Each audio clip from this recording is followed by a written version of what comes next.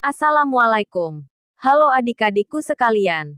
Selamat datang di channel Ruang Belajar. Pada video kali ini saya akan menjelaskan tentang teks ulasan. Kita akan bahas mulai dari pengertian, ciri-ciri, struktur, dan kaidah kebahasaan. Simak sampai selesai. Yang pertama kita akan bahas pengertian teks ulasan. Teks ulasan adalah suatu teks atau tulisan yang disusun berdasarkan hasil analisis, meliputi penilaian, pengamatan, pertimbangan, dan pemeriksaan secara terperinci terhadap suatu karya baik fiksi maupun non-fiksi. Selanjutnya kita akan bahas ciri-ciri teks ulasan. Ciri-ciri yang pertama yaitu strukturnya terdiri dari identitas, orientasi, sinopsis, analisis, dan evaluasi. Yang kedua berisi tentang kekurangan dan kelebihan suatu karya. Yang ketiga berisi informasi yang menonjol terhadap unsur-unsur karya yang sedang diulas berdasarkan pandangan atau opini dari penulis terhadap suatu karya.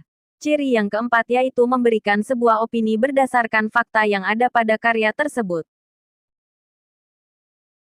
Selanjutnya kita akan bahas struktur teks ulasan. Berikut adalah struktur yang terdapat dalam teks ulasan. Yang pertama identitas karya.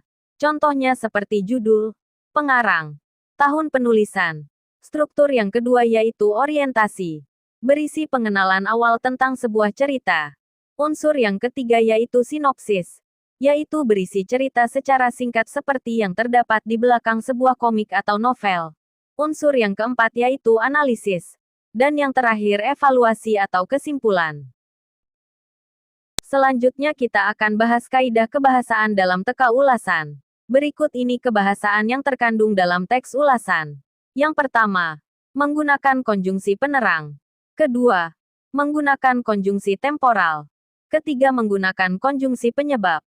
Yang keempat, menggunakan ungkapan saran. Ditandai dengan kata jangan, harus dan hendaknya.